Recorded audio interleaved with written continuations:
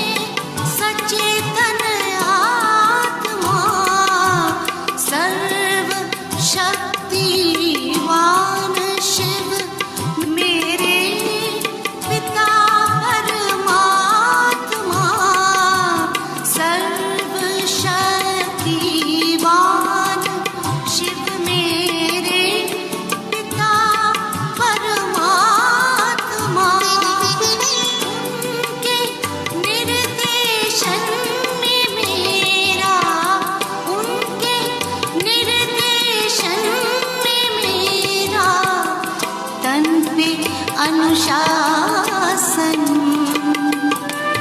आत्मचिंतन से ही होगा आत्म परिवर्तन।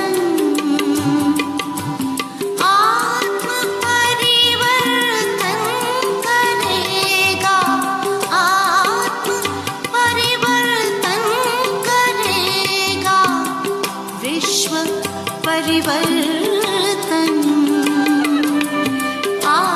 आत्मचिंतन से ही होगा।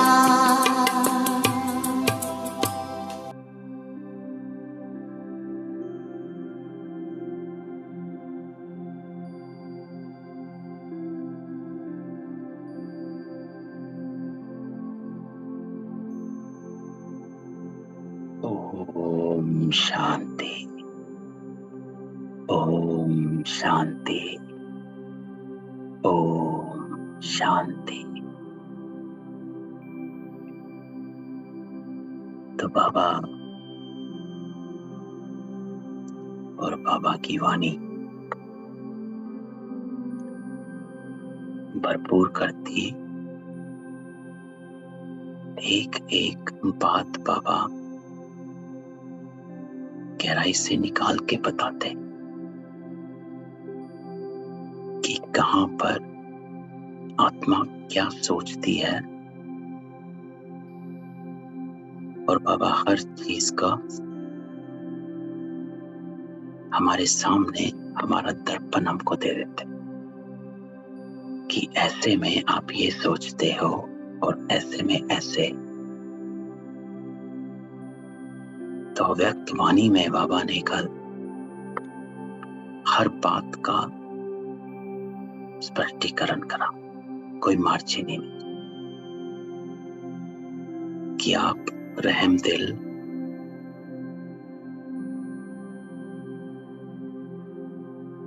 सिचुएशंस में, परिस्थितियों में, व्यवहार में, व्यक्तियों में, कोई भी बात है, कैसी भी आत्मा सामने है, तो हर एक के साथ रहम दिल बनने में तुम्हारी सोच, तुम्हारी बुद्धि कहाँ जाती है। तो बाबा ने बड़ी ही गहराई में इस चीज को कल की वाणी में बताया। तो चलते बाबा की वाणी का मंथन करते हैं, बाबा की सोच तक पहुंचते हैं कि बाबा कैसे सोचते हैं,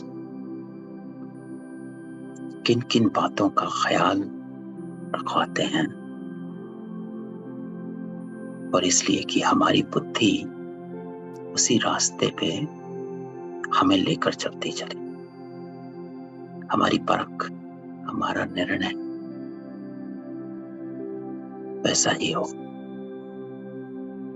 यथार्थ जो बाबा कहते हैं। मैं सबको अनम्यूट करता हूँ और हम कल की वाणी को थोड़ा डिटेल करते हैं। तो बाबा कल कहते रहम दिल और बेहद की वैराग। तो बाबा ने सबसे पहले तो इस दोनों चीजों को कनेक्ट किया कि अगर आप रहम दिल आत्मा हैं तो आप में वैराग वृत्ति स्वतः उत्पन्न हो जाती है। ये कनेक्शन जो बाबा ने कल बताया। तो चलते हैं बाबा की मुरली को डिस्कस करते हैं। तो बाबा कहते हैं आज लवफुल और मर्सीफुल बाप दादा अपने समान बच्चों को देख रहे हैं। तो बाप के समान बच्चे हम सभी। और इसमें बाबा दो चीजें कहते हैं, मर्सीफुल के साथ साथ लवफुल भी। दया करी लेकिन भावना लव की रही, लवफुल और मर्सीफुल। अपने समान बच्चों को देख रहे हैं। और लेकिन आज बाप दादा विश्व के सर्व अनजान बच्चों को देख रहे थे। तो आज बाबा सभी को देख रहे हैं, पूरे विश्व को। भले अनजान हैं लेकिन फिर भी बच्चे हैं। तो बाप दादा के संबंध से सर्व बच्चों, तो सभी को देख रहे, बीके नॉन बीके, ज्ञानी अज्ञानी। बाबा ने क्या अनुभव किया कि मेजॉरिटी आत्माओं को समय प्रति समय किसी ना किसी कारण से, जाने अनजाने भी, वर्तमान समय तो आज के समय मर्सी अर्थात रहम की, दया की आवश्यकता। और आवश्यकता के कारण ही मर्सीफुल बाप को याद करते रहते। तो आज की सिचुएशन भी देख लो। और ये मुरली है 31 मार्च 90 की। अब की सिचुएशन और आज की सिचुएशन, बाबा कहते हैं मेजॉरिटी आत्मा रहम की, और आज की जो वातावरण है या आज का एनवायरनमेंट है, आज में भी ये उतना ही, इनफैक्ट उससे ज्यादा लागू होता है कि सबको बाबा की जरूरत। तो चारों ओर की आवश्यकता प्रमाण इस समय रहम दृष्टि की पुकार। क्यों पुकार है? बाबा कहते हैं क्योंकि एक तो भिन्न भिन्न समस्याओं के कारण। अब ये लाइन में बाबा एक बात हमें स्पष्ट करते हैं कि कारण अपने मन और बुद्धि का संतुलन ना होने के कारण। तो जब समस्याओं में आ जाते हैं तो हमारा कंट्रोल, बैलेंस खत्म हो जाता है। मन और बुद्धि का बैलेंस, अर्थात मन सोचने में, व्यर्थ सोच, नेगेटिव सोच, वेस्ट सोच, बुद्धि चाहते हुए भी मन को कंट्रोल नहीं कर पाती कि क्यों इधर सोच रहे हो, क्यों वो सोच रहे हो। तो मन बुद्धि पर हावी हो जाता है और मन बुद्धि का संतुलन खो जाता। तो भिन्न भिन्न समस्याओं में मन और बुद्धि का संतुलन खो जाता। तो उसको खोने के कारण मर्सीफुल बाप को और अपनी अपनी मान्यता वालों को मर्सी के लिए बहुत दुख से, परेशानी से पुकारते रहते। तो बाबा कहते हैं कि सभी आत्माएं किसी ना किसी, जो भी उनके निमित्त बना हुआ है, या उनको या बाबा को पुकारते। तो बाबा कह रहे चाहे अनजान आत्माएं बाप को ना जानने के कारण अपने धर्म पिताओं व गुरुओं को व इष्ट देवों को मर्सीफुल समझकर पुकारते हैं। तो अनजान आत्माएं हैं लेकिन वो आत्माएं अपने धर्म पिताओं को तो जो जिसका धर्म का है वो उस धर्म को या गुरु को मानते हैं, उनको या इष्ट देवों को। सबके अपने अपने इष्ट देव होते हैं। कोई गणेश को मानता, कोई हनुमान को, कोई राम को, है ना, कोई देवी को। तो अपने इष्ट देवों को मर्सीफुल समझकर पुकारते हैं। लेकिन अब बाबा यहाँ कहते हैं, आप सब तो जानते ही हो कि इस समय सिवाय एक बाप परमात्मा के और किसी भी आत्मा द्वारा मर्सी मिल नहीं सकती। तो और किसी से मर्सी मिल नहीं सकती। क्यों नहीं मिल सकती? तो बाबा कहते हैं क्यों नहीं मिल सकती? इसलिए नहीं मिल सकती कि इस समय जो है धर्म पिताएं वो भी तमो प्रधान यहीं पर हैं। गुरु लोग किसी को पता ही नहीं, है ना। तो जिसके पास जो होता है वही वो दे सकता है। इष्ट देव सब तैयार होते हैं। तो इसीलिए किसी भी आत्मा द्वारा मर्सी मिल नहीं सकती, क्योंकि ये सभी आत्माएं तमो प्रधान स्थिति में है, गिरावट की स्थिति में। तो और कोई बाबा कह रहे हैं कि मर्सी दे नहीं सकता। तो फिर बाबा कह रहे हैं भले पाप उन्होंने इच्छा पूर्ण करने के कारण, भावना का फल देने के कारण किसी भी इष्ट को वो महान आत्मा को निमित्त बना दे।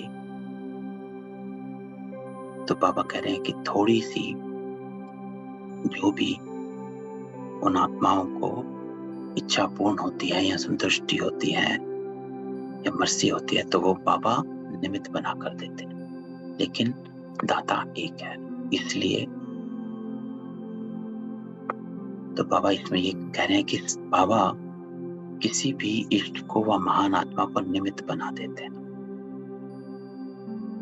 क्योंकि बाबा अब किसी के थ्रू बाबा सुन रहे, लेकिन किसी के थ्रू बाबा ने निमित्त बनाना है। इसलिए बाबा अगली लाइन में अटेंशन खिंचवा रहे, इसलिए वर्तमान समय के प्रमाण मर्सीफुल पाप, क्योंकि इतना सब हो रहा है, इसलिए बाबा कह रहे हैं कि इस समय का प्रमाण मर्सीफुल पाप बच्चों को। अब बाबा हमारी तरफ इशारा कर रहे हैं, बच्चों को भी कहते हैं कि बाप के सहयोगी साथी बुझाएं, आप ब्राह्मण बच्चे हो। अर्थात इस पूरे पैरा को अगर हम देखेंगे कि जो अनजान आत्माएं हैं वो किसी ना किसी के सामने बैठ अपने को दया की मर्सी मांगते, लेकिन बाबा को इच्छा पूर्ण करने, भावना का फल देना, है ना, इसलिए बाबा किसी ना किसी को निमित्त बना, और किसी ना किसी को बाबा ने निमित्त बनाना है। तो बाबा सबसे पहले किसको देखते हैं? आप बच्चों। तो बाबा कह रहे हैं इसलिए मर्सीफुल बाप हमको कह रहे हैं कि बाप के सहयोगी साथी बुझाएं, आप ब्राह्मण बच्चे हो। अर्थात ये जो कार्य है बाबा का, ये जो पुकार है, इसके साथी आप हो। तो जिस चीज की आवश्यकता है वह देने से प्रसन्न हो जाते। अर्थात अगर हम उन आत्माओं को वो देंगे जो वो आत्माएं चाहती हैं, तो वो प्रसन्न हो जाए। तब बाबा हमसे पूछते हैं, तो मास्टर मर्सीफुल बने हो, तो ये जो कार्य है जो बाबा ने शुरू से भी इसको वर्णन किया कि सभी आत्माएं किसी ना किसी को पुकार रही हैं और बाबा ने किसी ना किसी को निमित्त बनाना है, और सबसे पहले बाबा हम बच्चों को देख रहे हैं। तो आप निमित्त बन रहे हैं, तो आप मास्टर मर्सीफुल बने हो। तो बाबा यहाँ पर अब हमारे पर आ गए।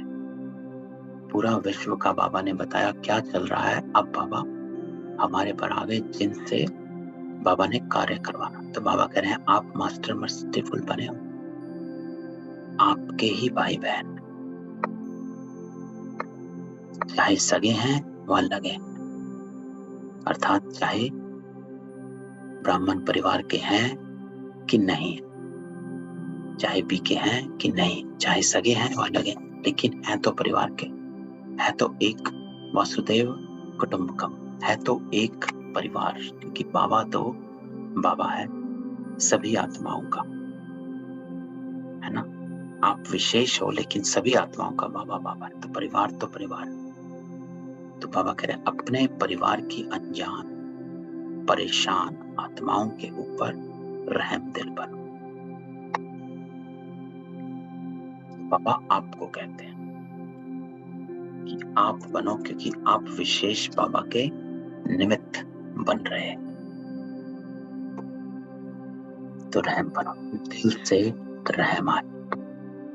अब यहाँ बाबा दिल से रहम आए, तभी बाबा लवफुल और मर्सीफुल दोनों साथ में, कि दिल से रहम आए।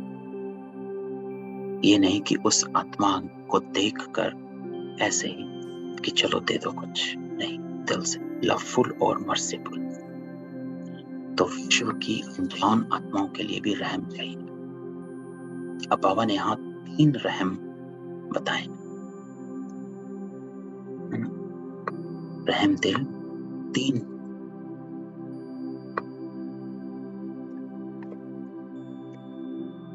बाबा ने कहा कि रहम दिल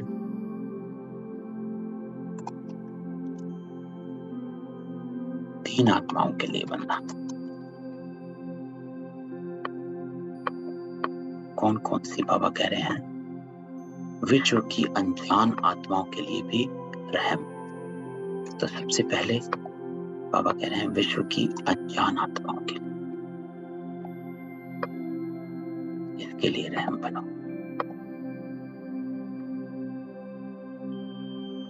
तो जो भी नॉन भी के सामने आते हैं सबके लिए रहम। दूसरा बाबा कह रहे हैं और साथ साथ ब्राह्मण परिवार के पुरुषार्थ की तीव्र गति के लिए।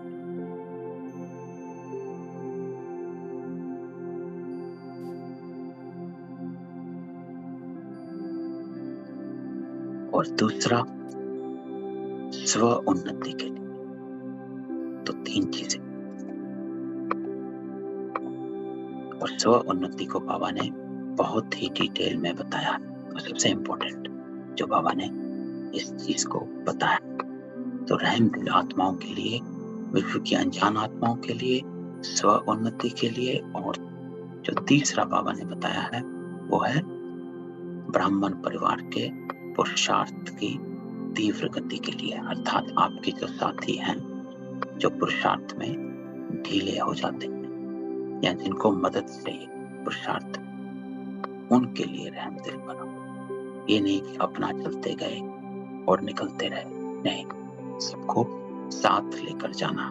बाबा हमेशा ये कहते हैं कि आप तैयार हो। तो जब बाबा ये क्वेश्चन पूछते हैं तो साथ साथ बाबा ये भी पूछते हैं कि आपके साथी तैयार हैं? तो अकेले तो आप नहीं जाओ, तो अपना परिवार को तैयार करना। बाबा हमेशा कहते हैं ब्रह्मा बाबा भी वहां नारायण बनकर क्या करेंगे, लक्ष्मी नारायण बनकर ब्रह्मा बाबा और मम्मा क्या करेंगे? अगर राजधानी ही नहीं है तो राज्य किस पर करेंगे? तो अकेला राज कोई काम का नहीं। तो तैयार एक को नहीं सभी को होना। तो यहाँ पर बाबा ब्राह्मण परिवार के पुरुषार्थ, तो सभी को साथ तैयार करने के लिए बाबा कहते हैं, है ना। तो रहम दिल 3 आत्माओं के लिए बनना, एक अनजान आत्माओं के लिए, एक अपने लिए, और एक परिवार के पुरुषार्थ की आत्माओं के लिए।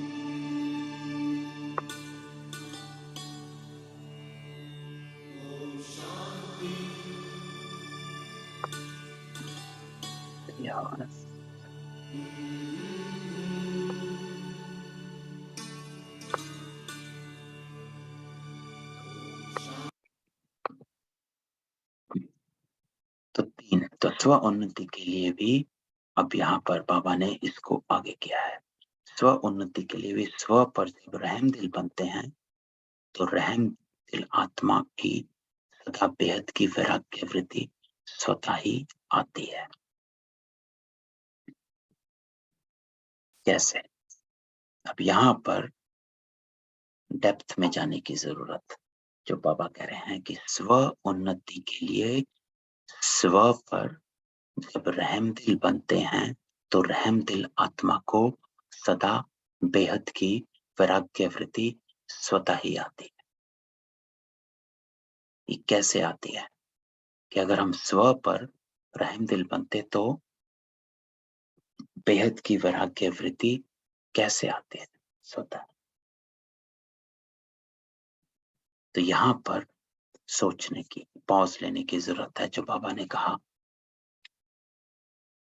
कि कैसे हमें बेहद की वैराग्य वृत्ति स्वतः आएगी, तो अगर हम इसको, इस लाइन को डेप्थ में लें कि कैसे जब हम स्व पर जब रहम दिल बनते हैं तो रहम दिल आत्मा को सदा बेहद की वैराग्य वृत्ति स्वतः ही आती। कैसे आती? क्योंकि अगर आप इसको सोचें, जो बाबा की डेफिनेशन है रहम की, अगर हम वो करते हैं तो जब हम क्षमा करते हैं किसी को तो हम हद के प्रभाव से, झुकाव से ऊपर निकल जाते हैं, बंधन से, संबंध से, मोह से, अहंकार से, अपनी ईगो से, हर हद से पार हो जाते हैं। तभी हम रहम कर सकते हैं। तो जब हम इन हदों से पार हो जाते हैं तो वो बेहद का वैराग, तो दिल से रहम तभी आता है जब हम हर हद से परे हो जाते हैं। तो इसलिए बाबा कह रहे हैं कि स्व उन्नति के लिए स्व पर जब रहम दिल बनते हैं तो रहम दिल आत्मा को सदा बेहद की वैराग्य वृत्ति स्वतः ही आती। तो यहाँ बाबा कह रहे हैं स्व के प्रति रहम का अर्थ क्या है। अब इसको जानना जरूरी है, क्योंकि अब बाबा स्व के रहम को आज की वाणी में स्व के रहम के ऊपर आते हैं। तो स्व के रहम का अर्थ क्या है? तो बाबा कह रहे हैं स्व के प्रति रहम अर्थात अपनी पहचान कि मैं कितनी ऊंच से ऊंच पाप की वही आत्मा हूं और वही पाप समान बनने के लक्ष्यधारी। इसको बाबा कह रहे हैं स्व पर रहम करना, कि अपने आप को देखो। दो बातें बाबा इसमें कहते हैं कि स्व के ऊपर रहम करने का अर्थ है अपने आप को पहचानो। दो बातें इसमें बाबा ने कही, एक कि मैं कितनी ऊंच से ऊंच पाप की वही आत्मा हूं, एक ये, और दूसरी कि मैं वही बाप समान लक्ष्यधारी हूं।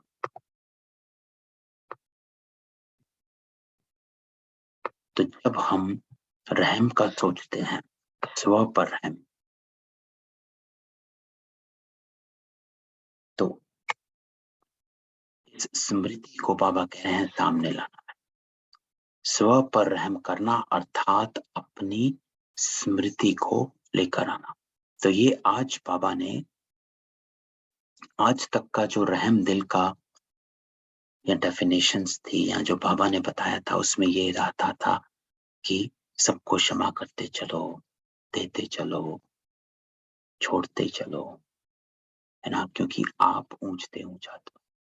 तो बाबा आज कह रहे हैं कि स्व के प्रति भी रहम हो, अर्थात अपनी पहचान कि मैं कौन हूं, ये है अपने ऊपर रहम करना, कि अपनी पहचान को सामने लाना कि मैं कितनी ऊंच से ऊंच पाप की वही आत्मा हूं, और दूसरी वही पाप समान बनने के लक्ष्यधारी। तो उस प्रमाण, तब बाबा आगे कह रहे हैं, उस प्रमाण ओरिजिनल श्रेष्ठ स्वभाव व संस्कार में अगर कोई कमी है तो अपने ऊपर दिल का रहम कमियों से वैराग दिला देगा। तो इसका रिजल्ट क्या आएगा? बाबा कह रहे हैं इसका जो रिजल्ट है, अगर अपने ऊपर रहम है या अपने ऊपर रहम आता है तो उसकी चेकिंग और उसका रिजल्ट ये है कि उस प्रमाण क्या होगा?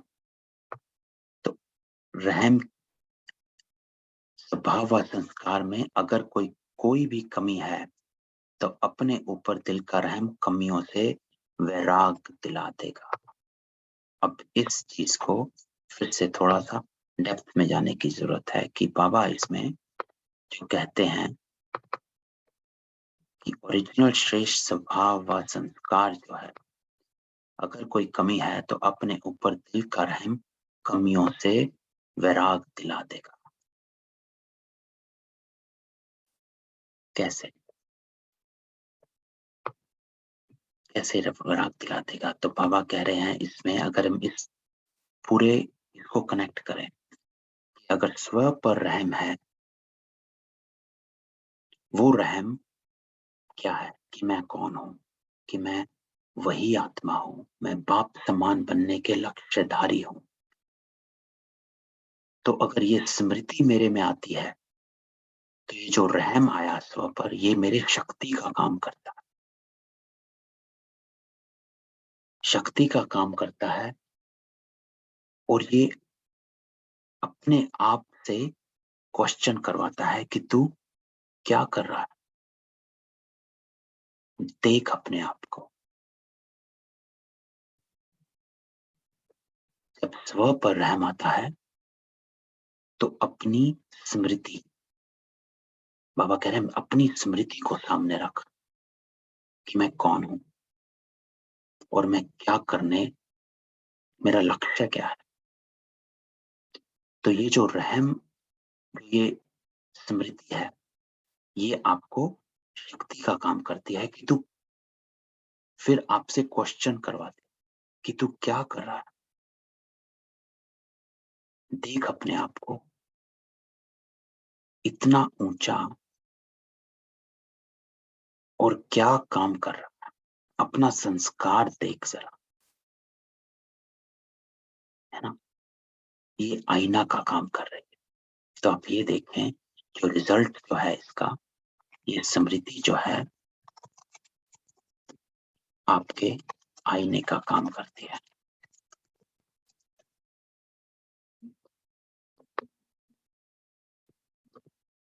तो स्व पर रहम अर्थात मेरी स्मृति कि मैं कौन और मेरा लक्ष्य क्या है, मैं कहाँ जा रहा हूं। और ये जो स्मृति है ये मेरे सामने मेरे आईने का काम करती है जब मैं कोई कर्म कर रहा हूं कि तू क्या कर रहा है, देख अपने आप को। इतना ऊंचा तेरा स्वमान और तू कर्म क्या कर रहा है, अपना संस्कार देख जरा। तो अगर हमारे में स्व का रहम है, ये स्मृति है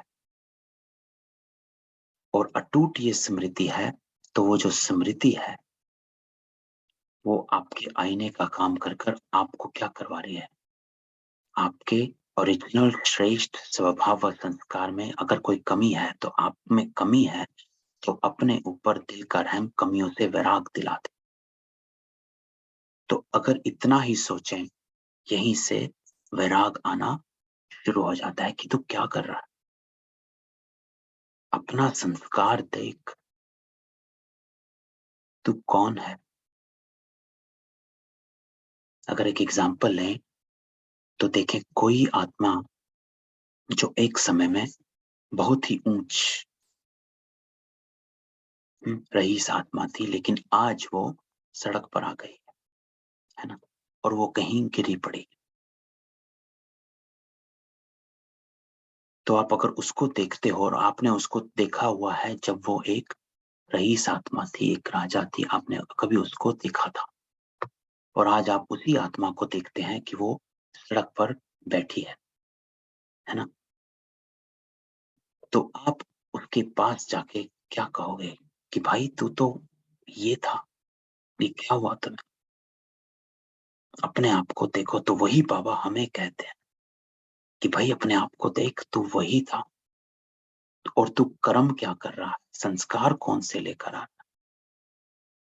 तभी बाबा कह रहे हैं कि अगर कोई कमी है तो अपने ऊपर दिल का रहम कमियों से वैराग दिला देगा। तो ये आपको अंदर से हिला देना चाहिए। इसको कहते हैं स्व के प्रति रहम, है ना। तो इस लाइन को, ये बहुत इंपॉर्टेंट 2 लाइनें हैं जो बाबा ने यहाँ कही है कि अपने ऊपर रहम का अर्थ क्या है। Understanding who you are and who you are now becoming again, फिर से, है ना। ये साइकिल है, इस साइकिल में अपने साथ को साथ साथ चलना है, तो आप फिर से बन रहे हो। तो अपने आप को ये क्वेश्चन पूछना है, जब भी कोई संस्कार, कड़ा संस्कार सामने आ जाता है, तो अपने आप को क्वेश्चन पूछना है कि भाई तू क्या कर रहा है, अपना संस्कार देख जरा, है ना। इसको कहते हैं स्व पर रहम करना। तो बाबा ने आगे भी इसमें एक लाइन कही है कि समय पर रहम दिल बनना, है ना? आगे वो लाइन आती है, समय पर रहम दिल बनना। तो उसका अर्थ यही है कि जब हमारा स्व को सबसे पहले लेकर आओ, जब हमारा कोई स्वभाव, संस्कार, कड़ा सामने फिर से आ जाता है, अपने ऊपर रहम करो, अर्थात अपने को स्मृति दिलाओ कि भाई तू क्या कर रहा है, अपने आप को हिला देना। तो अपने ऊपर दिल का जो रहम होगा वो कमियों से वैराग दिला देगा। इसको कहते हैं वैराग। अपने ऊपर अटेंशन, है ना, इंट्रोस्पेक्शन कहते हैं जिसको, देखो अपने आप को। तो इसको कहते हैं बाबा स्व पर रहम करना, है ना। तो इस पैरा से ये लाइन को पकड़ लेना, ये परिवर्तन की लाइन जो हमारे संस्कार को परिवर्तन करने में मदद करती है। और आपका खुद का रहम आप पर खुद ही मदद कर, लेकिन उसमें स्मृति श्रेष्ठ रखनी, है ना, लक्ष्यधारी। तो आगे बाबा कह रहे हैं, बाप दादा आज यही रू रिहान कर रहे थे कि सभी बच्चे नॉलेज में तो बहुत होशियार हैं। अब बाबा बहुत अच्छे पॉइंट हमारे सामने ला रहे हैं। अब एक एक पॉइंट को देखते हैं।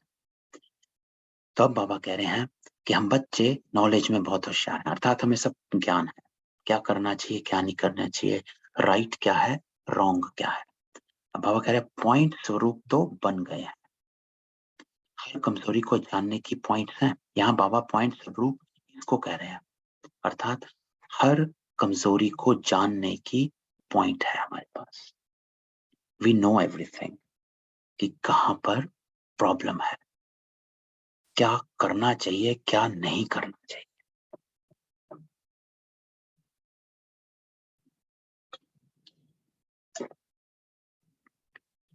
तो बाबा कह रहे हैं कि हर कमजोरी को जानने की पॉइंट है, जानते भी हैं यह होना चाहिए, करना नहीं जानते, ये जानते हुए भी पॉइंट स्वरूप बनना, और जो कुछ व्यर्थ देखा सुना और अपने से व्यर्थ हुआ उसको फुल स्टॉप की पॉइंट लगाना नहीं आता।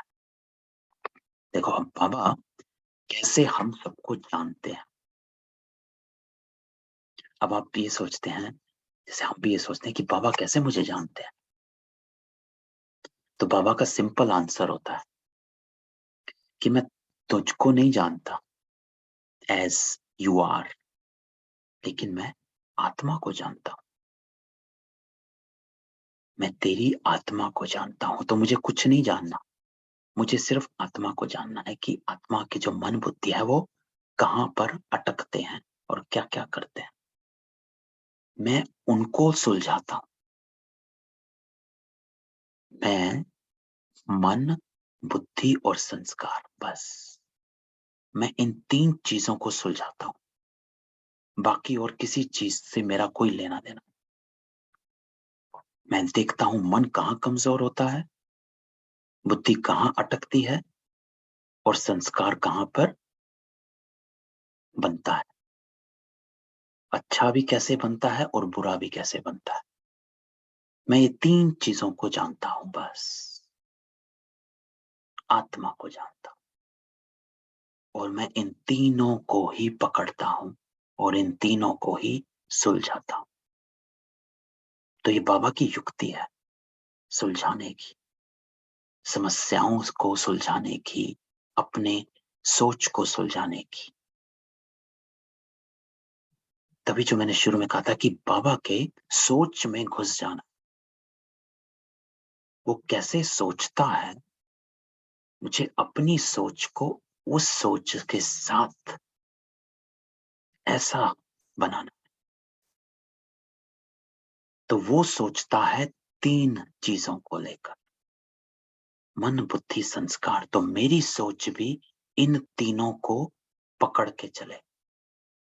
जब मैं अपनी सोच को इन तीनों चीजों को पकड़ता हूं, मेरा मन क्या कर रहा है, हर सिचुएशन में इन तीनों चीजों को पकड़ लो, बस सुधर जाएंगे और निकल जाएंगे। तो बाबा क्या कहते हैं कि पॉइंट स्वरूप तो बन गए, लेकिन हर कमजोरी को जानने की पॉइंट्स हैं, है ना सब। हमें पता है क्या करना है, क्या नहीं करना है। ये जानते हुए भी पॉइंट स्वरूप बनना, और जो कुछ व्यर्थ देखा सुना और अपने से हुआ, उसको फुल स्टॉप की पॉइंट लगाना नहीं आता। पॉइंट्स तो हैं, लेकिन पॉइंट स्वरूप बनने के लिए विशेष क्या आवश्यकता है। तब बाबा कह रहे हैं कि पॉइंट स्वरूप बनना है, तो उसके लिए आप पॉइंट स्वरूप बनना तभी हो सकता है, क्या आवश्यकता है, अपने ऊपर रहम और औरों के ऊपर रहम। और यहाँ कह रहे हैं अपने ऊपर रहम अर्थात क्या, अपने ऊपर रहम, अब उसको जोड़ो। तो रहम क्या करवाता है, अब बाबा स्व के रहम का अर्थ ये बाबा ने बताया, उसका रिजल्ट ये होता है। तो स्व पे रहम क्या करवाता है, स्व का रहम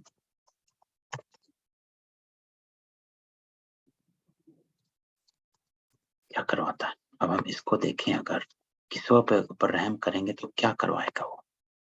बाबा ने कहा पॉइंट स्वरूप।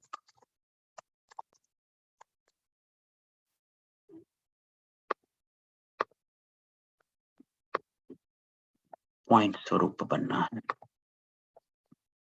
तो हम हमेशा कहते हैं कि हमें ज्ञान स्वरूप, हम आत्माएं हैं, ज्ञानी तो आत्माएं हैं। तो बाबा कह रहे हैं कि अगर पॉइंट स्वरूप बनना है तो एक चीज कर, बस अपने ऊपर रहम कर और औरों के ऊपर रहम कर।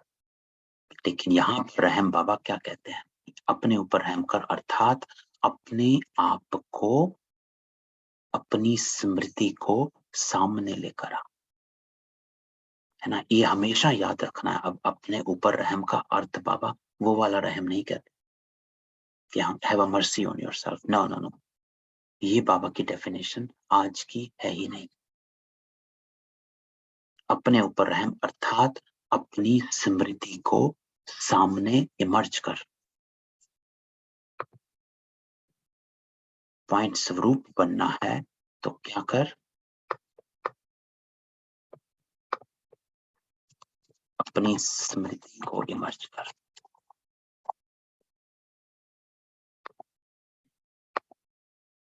अपने ऊपर रहम कर अर्थात अपनी स्मृति को इमर्ज, और औरों के ऊपर रहम, है ना। जब आपकी अपनी स्मृति इमर्ज हो जाती है तो औरों के ऊपर रहम स्वतः हो जाता है, अपने आप हो जाता है। कैसे, क्योंकि वो आपकी दिल की कमियों से वैराग दिला देता है। किसी के ऊपर रहम ना करना वो हमारी दिल की कमी कमजोरी पुराना संस्कार तो है, हमारा हठ तो है, हमारा अभिमान तो है ना, हमारा क्रोध तो है। दूसरों के ऊपर रहम नहीं आता है, वहां पर अटक जो है वो हमारी ही तो है सोच की। तो अगर हम अपने ऊपर रहम कर लेंगे तभी बाबा कहते हैं स्व परिवर्तन से विश्व परिवर्तन। तो अगर हम अपने ऊपर रहम अर्थात अपनी स्मृति को जागृत कर देंगे, इमर्ज कर देंगे, तो औरों के ऊपर रहम करूं कि ना करूं ये सोचने की जरूरत ही नहीं, क्योंकि अपने ऊपर रहम की डेफिनेशन ही अलग है बाबा की, है ना। तो आगे बाबा कहते हैं भक्ति मार्ग में भी सच्चे भक्त होंगे व आप भी सच्चे भक्त बने हो। आत्मा में रिकॉर्ड भरा हुआ है ना। तो यहाँ बाबा कहते हैं कि जो रहम दिल का जो संस्कार होता है, ये इंपॉर्टेंट लाइन है ये वाली जो बाबा ने कही है, और इंटरेस्टिंग लाइन है कि बाबा जो कह रहे हैं आत्मा में रिकॉर्ड भरा हुआ है ना, कि आज भी 5000 साल हो गए हैं, आज भी जो ये रहम दिल का संस्कार है ये आत्माओं में आज भी भरा हुआ है। तो बाबा कह रहे हैं आत्मा में रिकॉर्ड भरा हुआ है ना, क्योंकि बाबा कह रहे हैं जो भक्ति मार्ग में सच्चे भक्त होते हैं तो सच्चे भक्त सदा रहम दिल होते हैं, अर्थात आज भी ये जो संस्कार रहम दिल का जो बाबा अभी भर रहे हैं ये पूरे कल्प आपके साथ चलता है।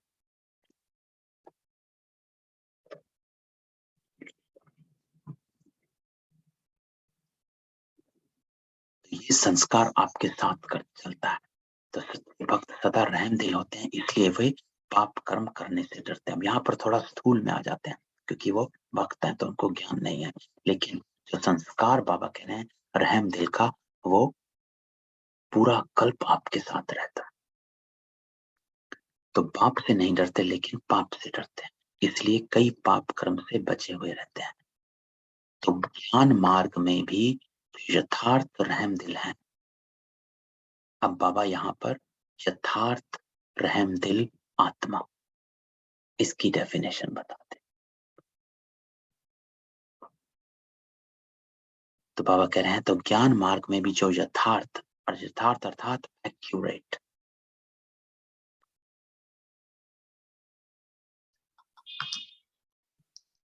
अर्थात उस समय, यथार्थ होता है यदा प्लस अर्थ, इन संस्कृत का शब्द यदा प्लस अर्थ यथार्थ। यदा अर्थात इसी समय, एट दिस मोमेंट,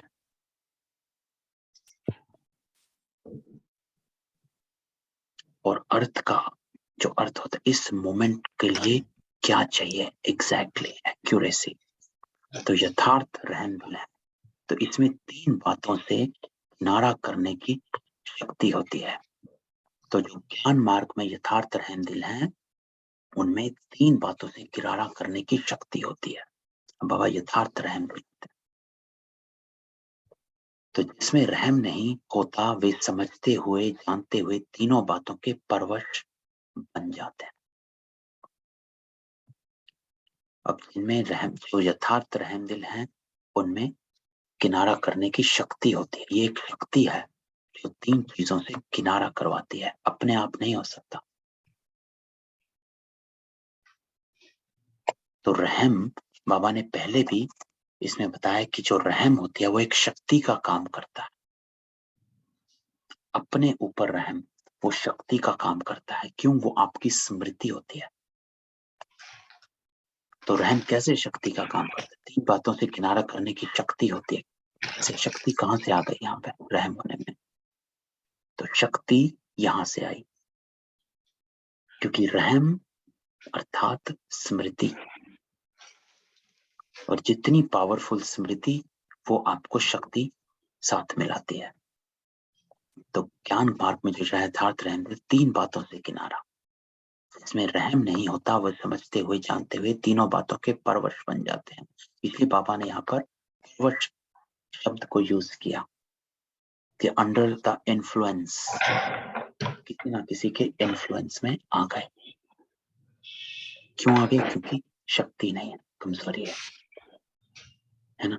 तो अगर शक्ति लेकर आनी है तो स्मृति। तो बाबा कह रहे हैं 3 बातें हैं, अलबेलापन, ईर्ष्या और घृणा। तो अलबेलापन क्या होता है? केयरलेसनेस। केयरलेसनेस कि चलो कोई बात नहीं, हो गया, अपने संस्कारों को ढीला कर देना, ऊपर नीचे करते रहना। और ईर्ष्या, जेलसी, है ना, किसी ना किसी बात से, कोई ना कोई बात से जेलसी, चिढ़ जाना, है ना। और घृणा, घृणा एक है हेट्रेड, पर एक घृणा जो नॉर्मल घृणा होती है, जैसे हेट्रेड तो नहीं है, लेकिन नॉर्मल घृणा जो होती है कि अच्छा नहीं लगना, डिसलाइक करना किसी को, इसकी ये चीज मुझे अच्छी नहीं लगती है, उसकी वो चीज मुझे अच्छी नहीं लगती है, ये ऐसा बार बार क्यों करते हैं, या वो ऐसा बार बार क्यों कर, उनकी छोटी छोटी बातें ट्रिगर हो जाती हैं। घृणा नहीं है लेकिन डिसलाइक है ना, अच्छा नहीं लगता मुझे। अब बाबा इसमें बड़ी ही गोहियाते गहराई से बताएंगे कि प्रॉब्लम क्या है इन चीजों में। तो आगे चलते हैं। तो कोई भी कमजोरी व कमी के कारण 90% यह तीनों बातें होती हैं। तो कोई भी कमजोरी या कमी, हमारे पुरुषार्थ में कोई भी कमजोरी कमी है या हमारे संस्कार में ढीलापन है, उनका कारण बाबा कह रहे हैं ये तीनों बातें होती हैं। और जो रहम दिल होगा वह पाप के साथी धर्मराज की सजा से किनारा करने की शुभ इच्छा रखते हैं। जैसे भक्त डर के मारे अरबेले नहीं होते, ऐसी ब्राह्मण आत्माएं बाप के प्यार के कारण धर्मराजपुरी से क्रॉस ना करना पड़े, इस मीठे डर से अलबेले नहीं होते, है ना। तो इसमें बाबा हमको बता रहे कि जो रहम दिल होगा वो बाबा का साथी होगा। तो बाबा का साथी होगा वो अलबेला नहीं होगा, तो वो उस प्यार से अलबेले नहीं होते। तो बाप का प्यार उससे किनारा करा देता है कि वो हमेशा अपने आप को इस कंबाइंड स्वरूप में रखते हैं, बाबा के साथ रखते हैं। तो इन चीजों से किनारा कर लेते हैं वो शक्ति, क्योंकि जब हम बाबा के साथ इस स्वरूप में होते हैं, बाबा के किनारे, बाबा के प्यार के साथ होते हैं, तो वो प्यार हमें ये शक्ति जो है दिलवाता है, और वो शक्ति हमें किनारा करा देता है। तो अपने दिल का रहम अलबेलापन समाप्त कर देता है। तो देखो यहाँ पर बाबा क्या कह रहे हैं, अपने दिल का रहम अलबेलापन समाप्त कर देता है। अब यहाँ पर अगर हम कनेक्ट करें अपने दिल का रहम अर्थात क्या, फिर बाबा इसको कनेक्ट करें अपनी स्मृति।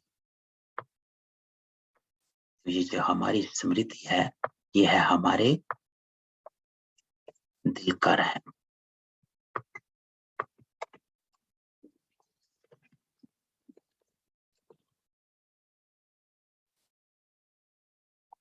अपने ऊपर, तो अपने ऊपर यह है हमारे अपने ऊपर दिल का रहम। तो अपने दिल का रहम अलबेलापन समाप्त कर देता है।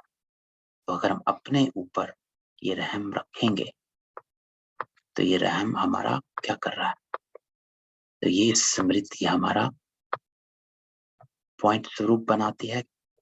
बनाती है क्योंकि यहाँ पे बाबा देखो कैसे कनेक्ट करेंगे इस पॉइंट स्वरूप को कि तुम्हारा अलबेलापन समाप्त कर देती है, किनारा करवा देती है। तो ये अलबेलापन आपको पॉइंट स्वरूप बनने से रोकता है। अपना ये कनेक्शन जो बाबा है यहाँ पर स्वयं का रहम पॉइंट स्वरूप बनाता है। कैसे कि पॉइंट स्वरूप बनना क्यों नहीं बनते?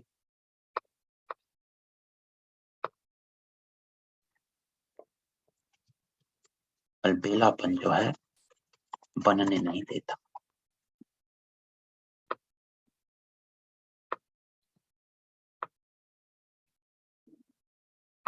दूसरा ईर्ष्या, जेलसी बनने नहीं देती पॉइंट स्वरूप। तो कौन कौन सी बातें हैं जो हमें पॉइंट स्वरूप बनने नहीं देती? तो बाबा ने हर बात को स्पष्ट किया। और तीसरी जो बाबा कह रहे हैं, घृणा, घृणा कहो, डिसलाइक कहो, किसी कोई भी चीज की डिसलाइक, छोटी छोटी डिसलाइक। बाबा इसमें बताएंगे कि क्यों इसको करते हैं, तो एक एक चीज को लेंगे। तो बाबा कह रहे हैं कि पॉइंट स्वरूप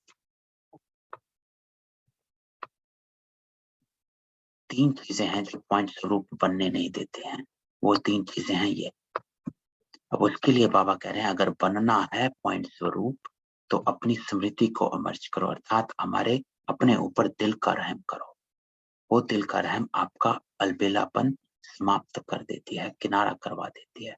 कैसे? अपनी स्मृति के साथ, है ना, कि बाप का प्यार किनारा करवा देता है, तो अपने दिल का रहम अलबेलापन समाप्त कर देता है ना। तो इस बात को, अपने दिल का रहम अलबेलापन समाप्त कर देता है, इसको नोट करने वाली जो बात बाबा ने कही। और जब अपने प्रति रहम, अब देखो कैसे बाबा आगे बता रहे, और जब अपने प्रति रहम भावना आती है तो जैसी वृत्ति जैसी स्मृति, अब देखो स्मृति आ गई ना, अपने प्रति रहम भावना अर्थात अपनी स्मृति को अपने साथ लेकर चल। तो जैसी वृत्ति जैसी स्मृति वैसी सर्व ब्राह्मण सृष्टि के प्रति स्वतः ही रहम दिल बनते हैं।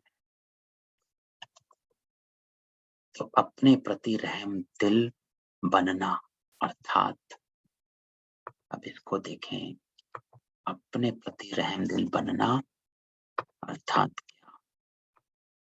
बाबा इसमें कह रहे हैं कि अपने प्रति रहम दिल अर्थात अपनी वृत्ति स्मृति इस तरह से रहम दिल बनते हैं कि हमारी वृत्ति है, हमारी स्मृति है, वो हमारे वृत्ति को, हमारी दृष्टि को, हमारी सृष्टि को चेंज कर जाती है। तो हमारे आगे जो वायुमंडल है हमारा, वो रहम दिल का बन जाता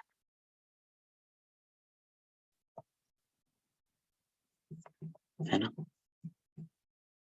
तो अपने दिल का रहम अलबेलापन समाप्त कर देता है। और अपने प्रति रहम, बात यहाँ पे नोट करने की है वो है अपने प्रति रहम भावना अर्थात हमारी स्मृति श्रेष्ठ। और स्मृति क्या? जो बाबा ने बताई, हमारी स्मृति कि मैं कितना ऊंच से ऊंच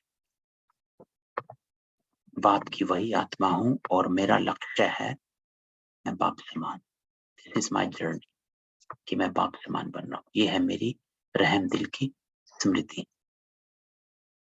ये दो बातों की, है ना।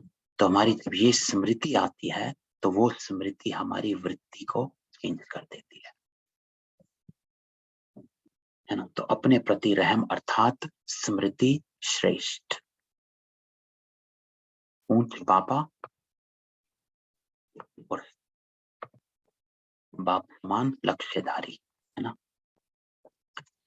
तो अपने प्रति रहम अर्थात स्मृति श्रेष्ठ, एक ऊंच बाबा का मैं ऊंच बच्चा, दूसरी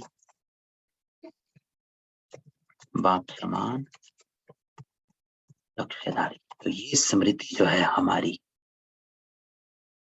ये स्मृति ही हमें शक्ति का काम करती है और इस अलबेलेपन से दूर लेके जाती है। क्योंकि जैसी स्मृति है वैसी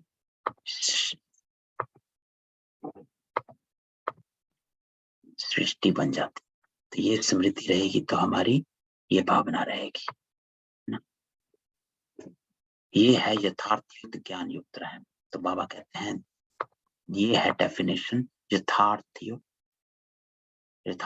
ज्ञान युक्त रहम। इसको कहते हैं बाबा यथार्थ ज्ञान युक्त रहम। यथार्थ अर्थात उस समय पर, ज्ञान अर्थात मैं कौन हूं, मेरा लक्ष्य क्या है, वो हो गया ज्ञान युक्त, उससे युक्त ज्ञान युक्त रहम, उसको कहते हैं ज्ञान युक्त रहम। सिर्फ रहम नहीं, तभी बाबा कहते हैं सिर्फ रहम नहीं, ज्ञान युक्त। ज्ञान क्या है, मैं कौन हूं और मेरा लक्ष्य क्या है, मैं क्या बन रहा हूं। तो इस कॉम्बिनेशन को ज्ञान युक्त कहते हैं। तो जब हमारी समय पर सब कुछ आता है तो वो यथार्थ बन जाता है। यथा अर्थात उस समय उस अर्थ में, तो यथार्थ ज्ञान युक्त रहम बन जाता है। तो इसको कहते हैं, जो बाबा कहते हैं यथार्थ ज्ञान युक्त रहम, यथार्थ ज्ञान युक्त रहम। At the right time, at the right place, at the right moment, इसको कहते हैं यथार्थ।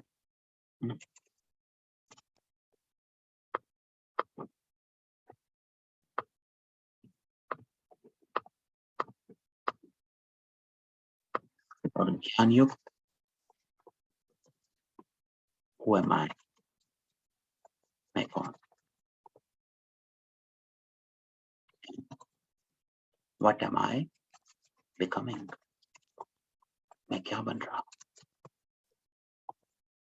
मेरा लक्ष्य क्या है।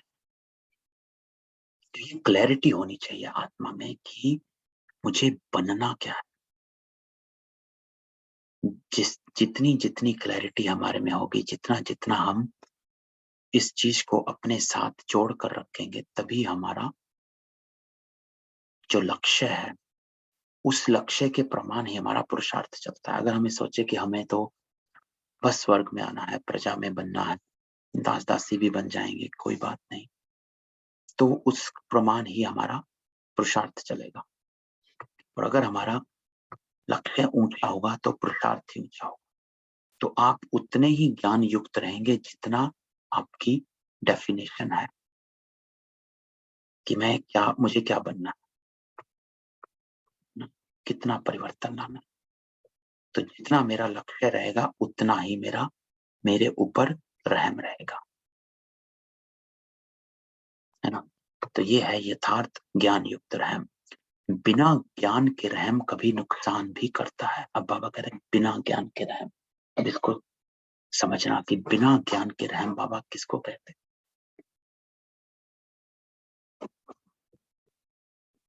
तो बाबा कह रहे हैं कि बिना ज्ञान के रहम कभी नुकसान कर सकता है, लेकिन ज्ञान युक्त, हमने कई बार पहले भी एक बार डेफिनेशन डिस्कस किया था कि जब पूर्णिमा बहन का एक क्वेश्चन था कि कोई गरीब है, उसको देना है ये वो, तो वो बिना ज्ञान का रहम वो नुकसान भी करता है कि वो उस पैसे से किसी ने क्या किया, हमें क्या।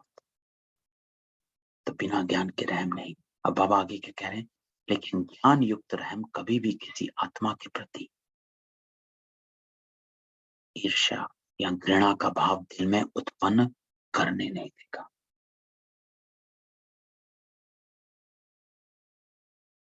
तो अगर हमारा ज्ञान युक्त रहम है, अब बाबा ईर्ष्या और ज्ञान घृणा को लेकर आ रहे हैं, इसका भाव दिल में उत्पन्न करने नहीं देगा। ज्ञान युक्त रहम तीसरी चीज जो बाबा कह रहे हैं, एक यहाँ पर आया कि ज्ञान युक्त रहम एक तो अलबेला बनने नहीं देता, दूसरा ज्ञान युक्त रहम का रिजल्ट बाबा कह रहे हैं कि ये हमें किसी भी आत्मा के प्रति ईर्ष्या व घृणा का भाव दिल में उत्पन्न करने नहीं देगा।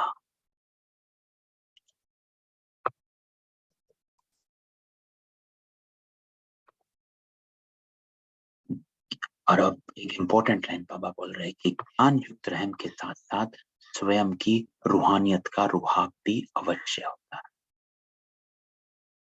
तो ये चेकिंग है। अगर अपने आप को चेक करना है, हाउ टू चेक योरसेल्फ, कि मेरा यथार्थ ज्ञान युक्त रहम है कि नहीं है। How to check, how to check yourself कि मेरा ज्ञान युक्त रहम है या नहीं। कैसे चेक करेंगे? तो बाबा इसमें हमारे को चेकिंग दे रहे हैं। ज्ञान युक्त रहम के साथ साथ स्वयं की रूहानियत का रुहाब। तो ये चेकिंग है कि अगर आप ज्ञान युक्त रहम है,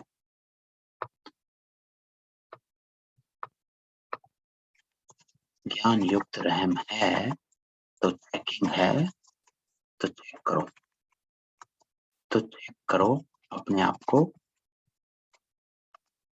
कि रूहानियत है।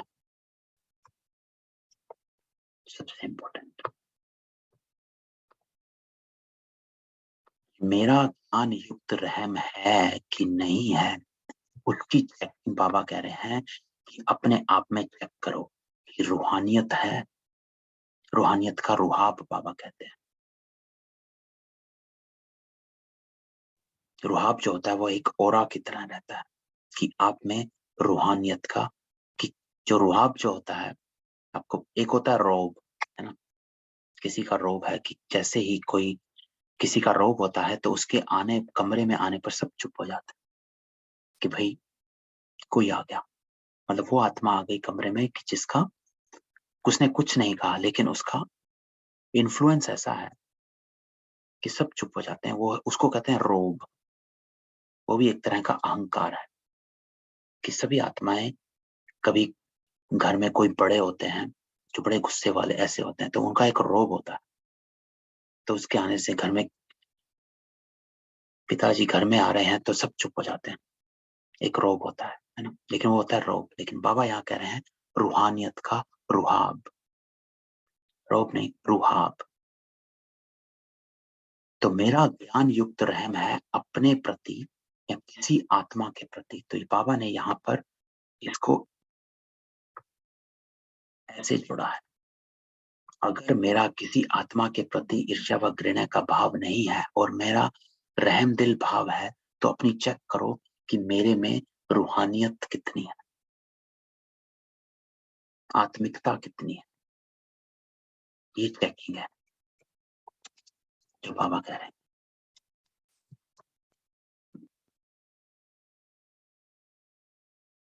यहाँ सिर्फ उन आत्मा को आने से आप चुप हो गए, लेकिन आप में रूहानियत, आत्मिकता कितनी है। तो ज्ञान युक्त रहम है तो चेक करो कि मेरे में रूहानियत कितनी है।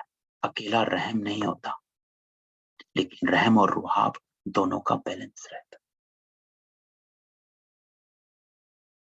तो रूहानियत की चेकिंग। तो बाबा कह रहे हैं अगर ज्ञान युक्त रहम नहीं है, साधारण रहम है। अब बाबा एक और चेकिंग दे रहे हैं, अगर ज्ञान युक्त रहम नहीं है और अगर साधारण रहम है, तो किसी भी आत्मा के प्रति चाहे लगाव के रूप से, चाहे किसी भी कमजोरी से उसके ऊपर प्रभावित हो सकते हैं।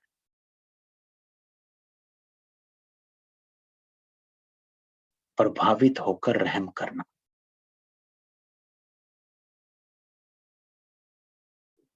चाहे लगाव के रूप में कि कोई आत्मा है, वो कुछ कर रही है लेकिन आपको उससे अटैचमेंट है, तो उस अटैचमेंट से आपको रहम आता है। और दूसरी बाबा कह रहे हैं किसी भी कमजोरी, आपकी कोई कमजोरी है कि आप तुरंत पिघल जाते हैं, प्रभावित हो जाते हैं, तो आपकी कमजोरी उसके ऊपर प्रभावित हो सकते हैं, तो आप प्रभावित हो जाते हैं। तो ये बाबा की चेकिंग है कि अगर ज्ञान युक्त रहम है, यह साधारण रहम है, तो आप किसी अटैचमेंट से प्रभावित हो। तो इसमें प्रॉब्लम क्या है? इसमें प्रॉब्लम यह है कि आपका रहम तो सिर्फ तब उसी आत्माओं के लिए ही रहेगा जिनके साथ आपका लगाव या झुकाव है या प्रभाव है। देखो यहाँ पर ये सूक्ष्म चेकिंग बाबा की है। क्यों बाबा कह रहे हैं कि प्रभावित होकर रहम नहीं करना है? क्योंकि अगर आप ऐसा करते हैं तो आपका जो संस्कार है वो आपका चेंज नहीं हुआ। रहम का संस्कार उसको नहीं कहते कि आप किसी की प्रभाव से, लगाव से उसके ऊपर रहम आया। तो यहाँ पर बाबा इसीलिए कह रहे हैं कि प्रभावित नहीं होना, क्योंकि अगर आप प्रभावित होते हैं तो आप सभी से प्रभावित तो होंगे नहीं, तो आप सभी से प्रभावित नहीं होंगे तो आप सब पर रहम नहीं करेंगे, तो आपका संस्कार रहम का तो बना ही नहीं। साधारण रहम हो गया, जो आम रहम होता है, रिवाजी रहम होता है, वो हो गया। तो ज्ञान युक्त रहम इसीलिए प्रभाव मुक्त होना चाहिए, ताकि आपका जो रहम हर चीज से परे होकर, किसी भी प्रभाव से अलग होकर यूं ही हो रहा है, क्योंकि वो आपका संस्कार है। ये एक महीन बात जो बाबा कह रहे हैं समझने की है कि संस्कार को इमर्ज करना जो होता है वो ये होता है कि कोई भी आत्मा कैसी भी हो उसके ऊपर रहम आ जाना चाहिए। इसीलिए बाबा कह रहे हैं कि किसी भी आत्मा के प्रति लगाव, कमजोरी के ऊपर प्रभावित नहीं होना, प्रभावित नहीं होना। क्योंकि आपका जो प्रभावित होना वो सिर्फ वो आपकी रहम की जो संस्कार है उसको लिमिट कर देगा, हद का रहम हो जाएगा। इसलिए साधारण रहम जो होता है वो हद का रहम होता है। थोड़ी आत्माओं के लिए, इसके लिए, उसके लिए, दो आत्माओं के लिए रहम दिल, तीसरे के लिए नहीं, है ना? तो ये इंपॉर्टेंट कि क्यों नहीं प्रभावित होना, ताकि हम अपने संस्कार को लिमिटेड ना बना दें, हद का ना बना, बेहद का बनाना है तो प्रभाव मुक्त रहम होना चाहिए, है ना? इसीलिए प्रभाव नहीं होना है। कोई आत्मा ऐसी है इसलिए उस पर रहम नहीं किया कि वो रो रही है या गिर रही है या फिर जरूरत है, नहीं, आपका संस्कार ही ऐसा है। और एक दूसरी आत्मा है जिसने आज के साथ बहुत गलत किया हुआ है, वो भी आज उसी सिचुएशन में है। दो आत्माएं, और एक आत्मा जो आपसे प्यार में है, उस वो प्रॉब्लम में है, और एक आत्मा जो आपसे नफरत में है, वो भी प्रॉब्लम में है। तो आपका रहम भाव दोनों की तरफ बराबर। तो इसी को बाबा कहते हैं कि प्रभावित नहीं होना। तो ना घृणा चाहिए ना प्रभावित चाहिए, क्योंकि आप तन मन बुद्धि सहित पाप के ऊपर प्रभावित हो चुके हो। तभी बाबा यहाँ पर लेकर आते हैं कि आप ना अपने प्यार वाले आत्मा के साथ और ना ही नफरत वाली आत्मा के साथ, दोनों के साथ समान, क्योंकि आप वहां से अलग हो गए हो। आप तन मन बुद्धि सहित पाप के ऊपर प्रभावित हो चुके हो। तो हर तरह का लगाव, झुकाव, प्रभाव, आकर्षण मिट चुका है। तो जब मन और बुद्धि एक की तरफ ऊंची तरफ प्रभावित हो चुकी, तो फिर दूसरे के ऊपर प्रभावित कैसे हो सकता है ना? तो यहाँ बाबा कनेक्ट करते हैं कि अगर आप मेरे बन चुके, अगेन अपने ऊपर रहम, कौन? आप कौन है और आप क्या बन रहे हैं? अपने ऊपर रहम को सामने लाए। जब आप अपने तन बुद्धि से मेरे ऊपर प्रभावित हो चुके हैं तो आप किसी के ऊपर जा नहीं सकते। अर्थात आपकी समान दृष्टि सर्व की तरफ है ना। तो अगर दूसरे के ऊपर प्रभावित होते हैं तो क्या कहेंगे? दी हुई वस्तु को फिर से स्वयं यूज करना, उसको कहते हैं अमानत में खयानत, अर्थात चोरी करना, दी हुई चीज को वापस ले लेना। तो जब मन बुद्धि दे दिया तो फिर आपकी रही कहाँ जो प्रभावित होते हो, है ना। तो इसमें एक बात ध्यान रखनी है, इसमें बाबा क्या कहना चाह रहे हैं, है ना, उस भाव को ढूंढो। भाव ये है, बाबा कह रहे हैं कि सब के सर्व के तरफ समान स्थिति हो जाए, है ना। ये नहीं कि प्रभावित होना, ये होना, वो होना। उसमें जो भाव अंदर की जो बात है, जो बाबा का जो गहराई है, उसको जानना यह है कि आपका सर्व के प्रति समान भाव हो जाए,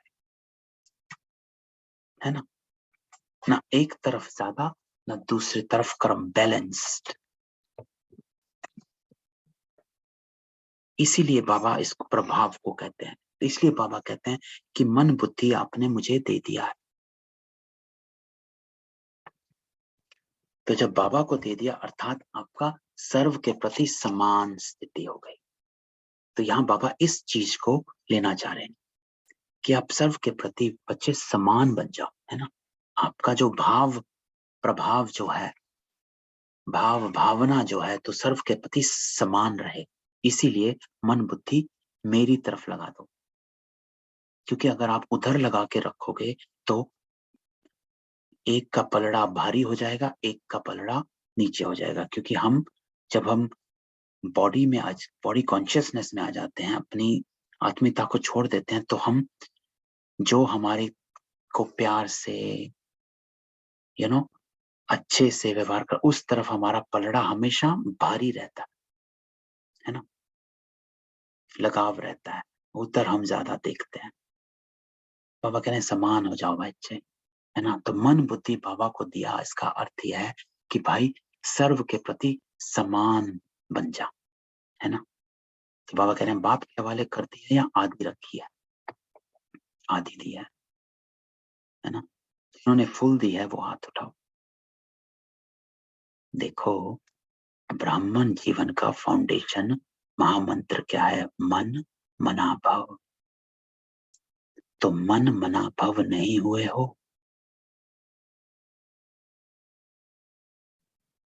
है ना। तो ज्ञान सहित रहमदिल आत्मा, ये लाइन, ये एक कोटेशन जो बाबा की है, ज्ञान सहित रहमदिल आत्मा। आप ये बाबा हम सबको कह रहे हैं कि हम हैं ज्ञान सहित रहमदिल आत्मा। और ज्ञान हमारा कि आप कौन है और क्या बन रहे हैं। तो ज्ञान सहित रहमदिल आत्मा कभी किसी के ऊपर, चाहे गुणों के ऊपर, चाहे सेवा के ऊपर, चाहे किसी भी प्रकार के सहयोग प्राप्त होने के कारण आत्मा पर प्रभावित नहीं हो सकती। क्यों नहीं हो सकती? क्योंकि अभी जो हमने सुनाया, जो बाबा कहते हैं अगर हो गई प्रभावित तो आप बैलेंस खो दिया आपने। लेकिन अगर बाप समान बनना है तो सर्व समान बनना है, सबको समान देखना है। के कारण आत्मा पर प्रभावित नहीं हो सकती, क्योंकि बेहद की वैरागी होने के कारण बाप के स्नेह सहयोग साथ इनके सिवाय और कुछ उसको दिखाई नहीं देगा, है ना। तो बुद्धि से बेहद के वैरागी हो गए। तो इसीलिए बाबा हमेशा बुद्धि योग, तो यहाँ बाबा हमारी बुद्धि को बचाते हैं कि अगर हम इन सब चीजों में घुसे हुए हैं, प्रभाव से, ये सब इधर उधर घुसे हुए हैं किसी के झुकाव से, तो बाबा ने कहा कोई भी हो, चाहे गुण है, चाहे किसी ने सेवा में आपकी हेल्प करी, किसी तरह का सहयोग दिया, कुछ भी किया, लेकिन प्रभावित नहीं होना है। क्यों नहीं होना है? क्योंकि आपकी जो मेन बात बाबा कह रहे हैं कि आपकी बुद्धि नहीं अटकनी चाहिए। अगर प्रभावित हो जाएंगे तो बुद्धि अटक जाएगी।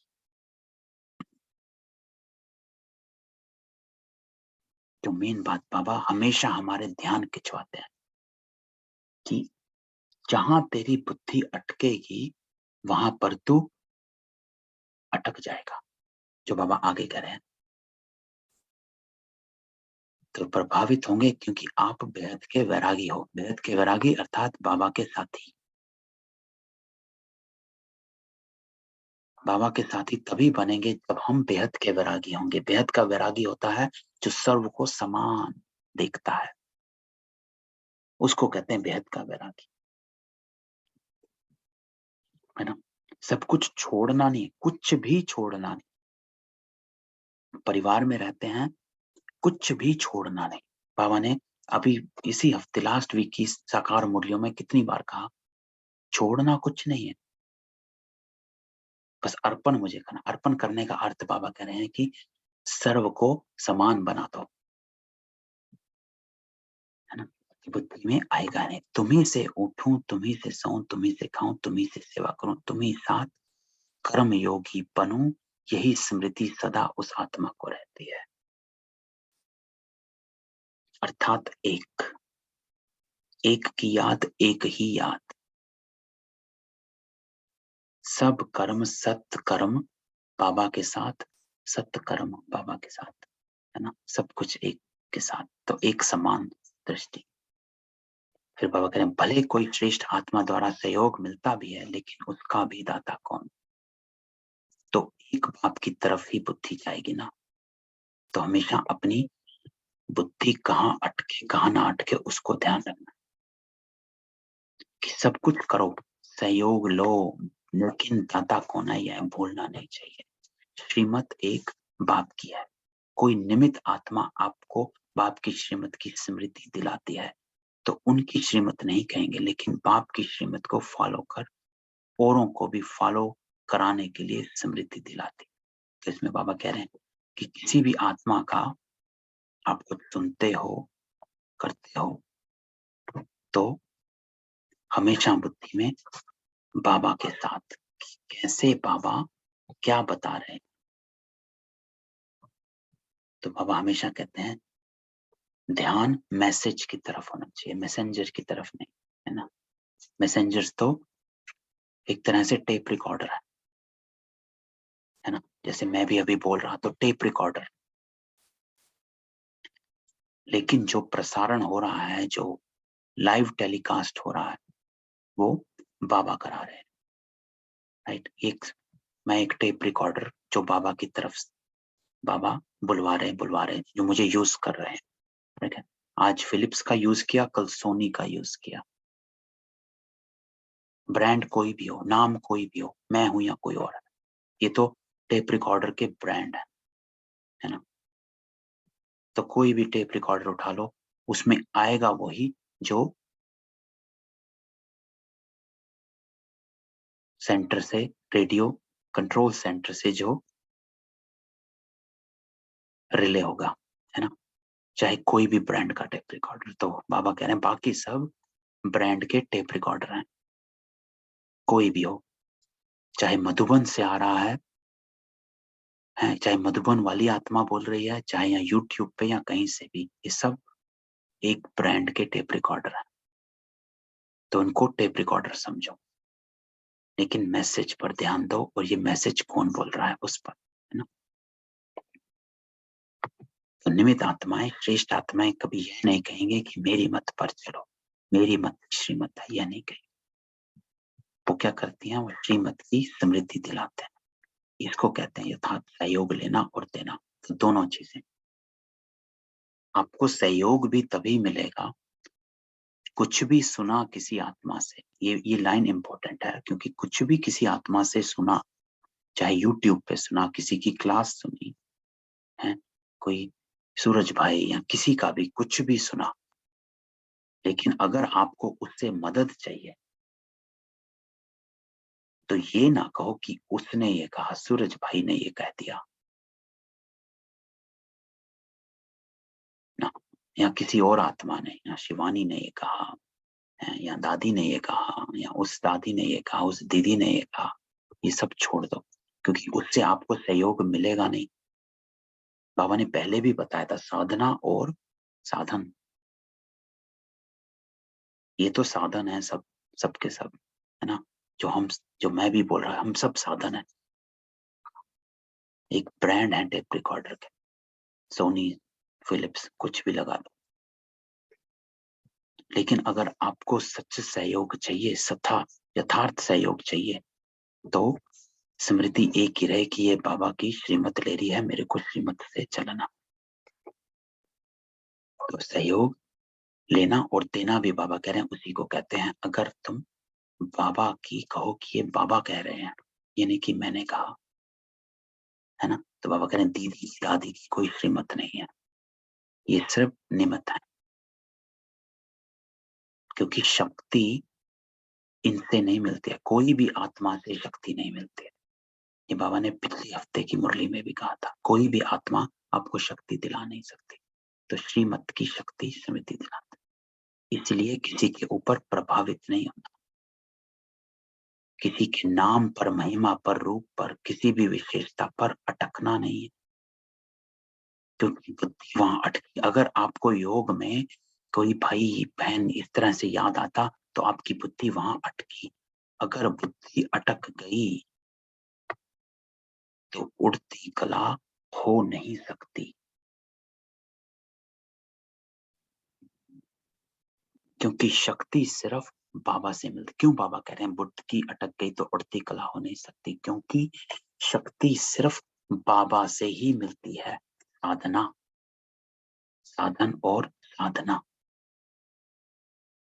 अगर बुद्धि साधनों में अटकी है, किसी के नाम रूप, ये सब साधन है ना, अगर वहां अटके, बाबा तो कहते हैं ब्रह्मा बाबा से भी शक्ति नहीं मिलती है, वहां भी नहीं अटकना, सिर्फ शिव बाबा से शक्ति मिलती है। योग भी एक से, शिव बाबा से। शक्ति दाता सर्वशक्तिमान सिर्फ वो ही है। ब्रह्मा भी अपनी प्रारब्ध को भोग रहे, पुरुषार्थी थे प्रारब्धी बनने के, तो वहां भी नहीं अटकना। बुद्धि अटकी तो शक्ति नहीं मिलेगी। पिछले हफ्ते की मुरली में साधना, यथार्थ साधना, एक्यूरेट साधना क्या होती है? बाबा ने कहा एक शक्तिशाली याद,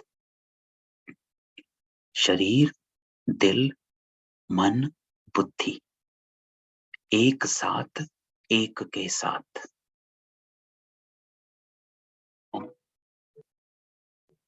तो ये सब इंपॉर्टेंट है। तभी बाबा कह रहे हैं किसी के प्रभाव में ना आ बच्चे, ना घृणा कर, क्योंकि आपकी बुद्धि अटक जाएगी। ना द्वेष कर, बुद्धि अटक जाएगी। जो 4 बातें बाबा इसमें कह रहे हैं, घृणा, द्वेष, ईर्ष्या, प्रभाव। क्यों? क्योंकि बुद्धि अटक जाएगी। अगर वहां अटकी, तभी तो योग में बैठते हैं तो याद क्या आता है? अरे उसने गुस्सा किया था, अरे इसने मुझे आज ये कह दिया, कितनी गलत बात कही, हुआ क्या? बुद्धि अटक गई,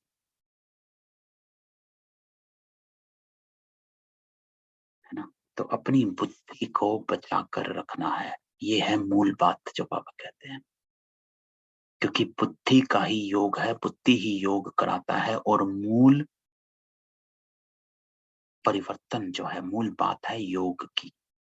तो अपनी बुद्धि को बचा कर रखना है ना। अपने ऊपर भी प्रभावित होते हैं, मेरी बहुत अच्छी प्लानिंग बुद्धि है। अब बाबा कह रहे हैं कि भाई अपनी बुद्धि पर भी अभिमान नहीं, कि मेरा ज्ञान बहुत स्पष्ट है, मेरी जैसा सेवा और कोई कर नहीं सकते, मेरी ये बुद्धि है, मेरी वो बुद्धि है। तो वो प्रभावित होना भी आपको उन्नति से नीचे लेकर आता है।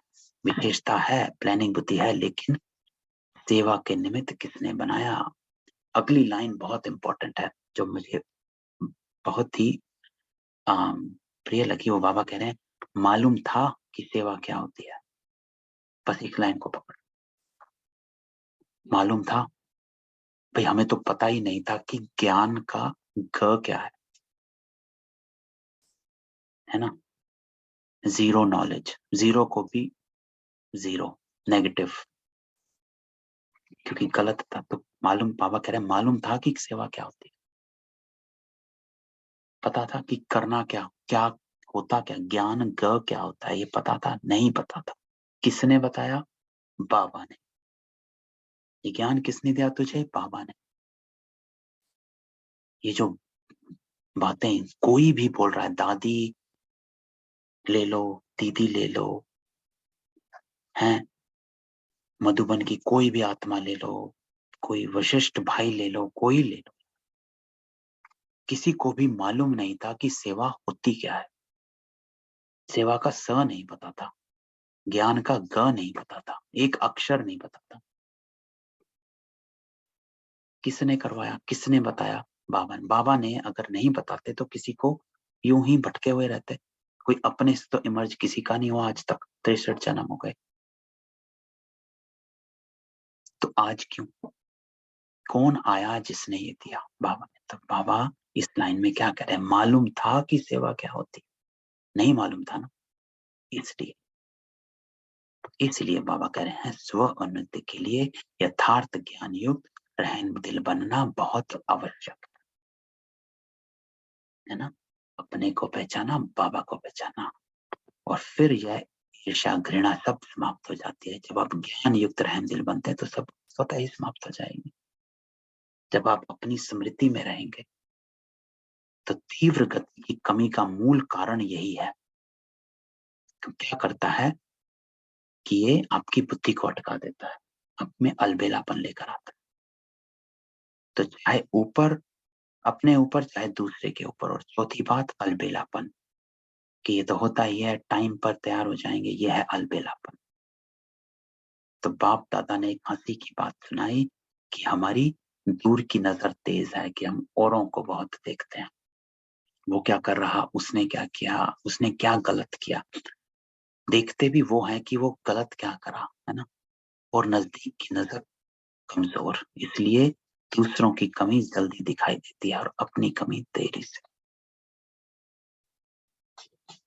तो इस पैरा में, पूरे पैरा में बाबा ने हमारे को अपनी स्मृति की शक्ति, श्रीमत की शक्ति, रहम दिल आत्मा, एक्यूरेट रहम दिल, यथार्थ रहम दिल आत्मा क्या होती है और उससे क्या प्राप्ति है, उसका।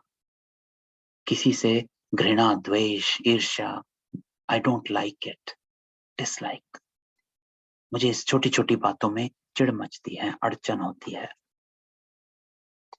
इरिटेशन होती है। ये क्या कर, ये हमारे को अटका रहा है, हमारी बुद्धि को, है ना। तो हमारी बुद्धि को हमेशा प्रोटेक्ट करके रखना। तभी बाबा क्या कहते हैं, ये कहानी है दिए की और तूफान की, निर्बल से लड़ाई बलवान की।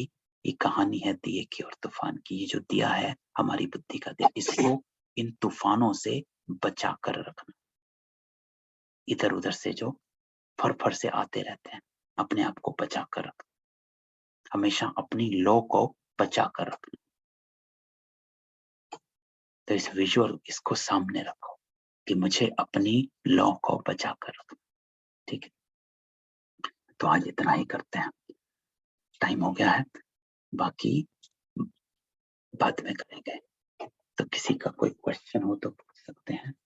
और कल और परसों 2 दिन, 2 दिन क्लास नहीं होगी। मुझे कोई काम है, मुझे सुबह ही निकलना, बाहर जाना, तो मैं 2 दिन हमारी क्लास नहीं होगी। ट्यूसडे एंड वेडनेसडे, थर्सडे को मिलेंगे।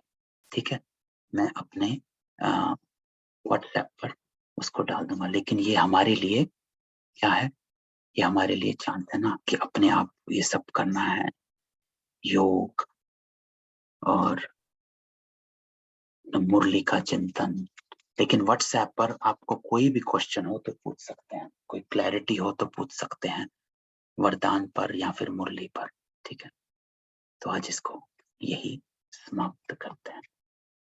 फिर हम मिलेंगे सोमवार को, नहीं,